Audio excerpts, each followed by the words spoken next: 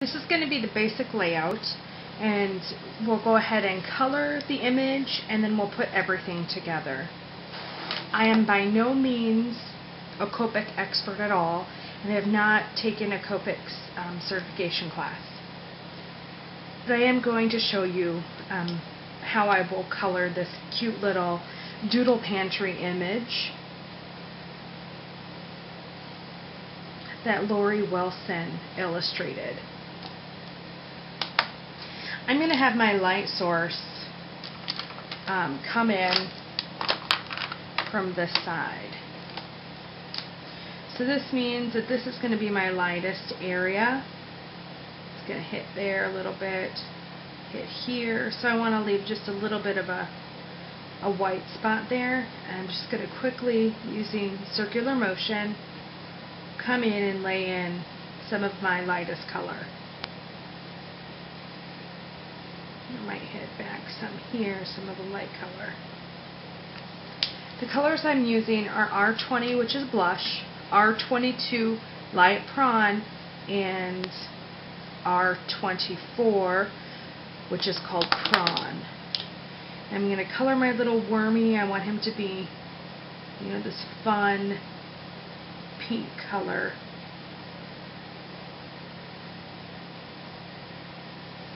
So I'm going to go in and quickly laying in the color. Make sure he's right under here. He's a little dark. Gonna leave that area for his little cheekies. Color on his cheek. Then I'm going to go back in with my R20 and kind of blend just that little line of color.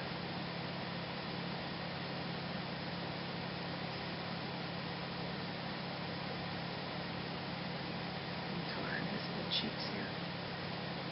And you have to be careful because since R20 is lighter than R22, it will push the color back. And in that white area, I just really quickly went over with my blush marker. Then I would go under some of these little sections on the worm and add in some shadows.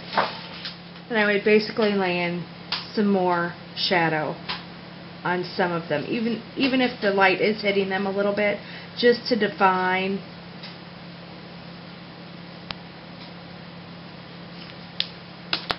the little segments. And then blend that through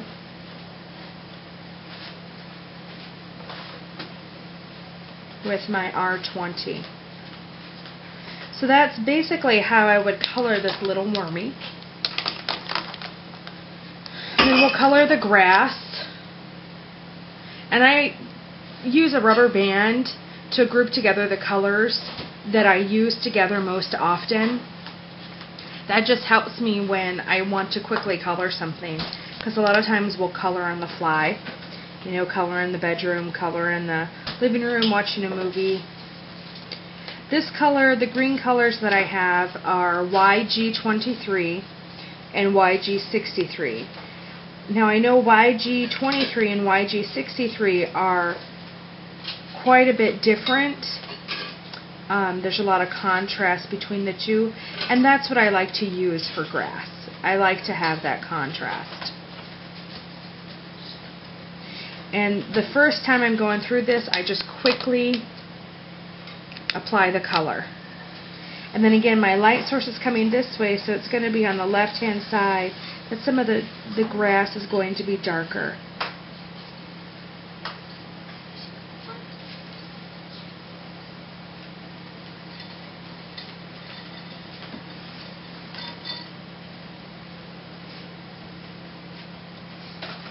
Okay. Then go back through and blend in the two.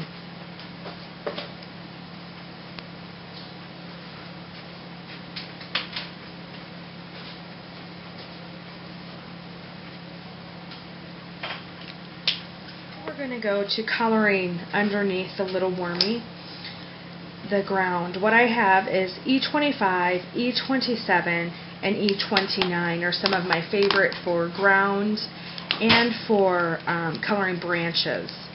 going to remove that. We know that our light source is coming in from this direction. I just have to turn the image just a little bit to lay down my color. And I start with my lightest color first, which is my E25. I'm just going to quickly color all that ground space. So I'm not too worried about that everything is not blended quite yet, that you could see the lines are a little bit streaky. You know, when you look at dirt, it's not perfect. You know, there's highlights, there's dark, there's low lights in there. And under the worm, of course, it's going to be darker and kind of fading out into this area. So I'm just laying down my E27 really quickly, kind of putting in, as you saw, little lines. Now I'm going back over with my E25, and again quickly trying to blend some of that in so it doesn't look too streaky. Now coming in with my darkest color, which is E29, and these areas right underneath the worm that we know are going to be dark because of the shadow, and kind of coming out in this area, you know, we're able to see the shadow from his head. And this would be the darkest, and I'm just going to put in just a few light streaks. And then here I'm coming in with my E27 and kind of blending out that edge. And because I did a little bit too dark, I'm going to quickly come in with my colorless blender and just remove a little bit of the color down below so we can kind of get that dirty splotch look.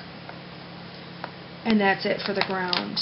Then what I'm going to take is my B triple zero or quadruple zero and just quickly apply lay in color for my sky. And this gives it a very light blue sky color. And again, I'm not doing it perfectly because I like the mottled look when you quickly go through, just like it would look like a sky. There's some whiter parts, there's some blue parts. For me, I like that. It's up to you what you do. Then I'm going to take my B triple zero and just quickly add in some darker blue shadows that would be cast because of how our light source is. So again, not perfect, just trying to get that illusion that there are some shadows, you know, a little bit under here. And that's how I would quickly color in this image from the doodle. Now we're going to put together this card using our colored Doodle Pantry image. I have a piece of Paper Tray Inks Craft more papers from October Afternoons Fly a Kite. I know you guys are probably sick of me using these papers, but they're some of my favorites right now. And I have these strips of paper that I already cut out, and to save time, I attached this May Arts jute ribbon around the bottom. And I want to take this sheet here and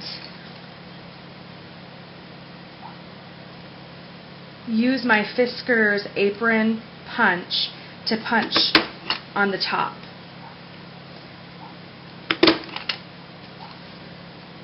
And you just make sure you line everything up.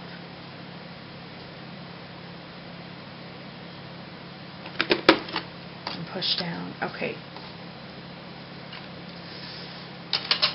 Now that part is done, I quickly want to, do my layout here again. And I want that little scallop up at the top. So this is where everything is going to be. So I want to use my ATG gun to adhere it down.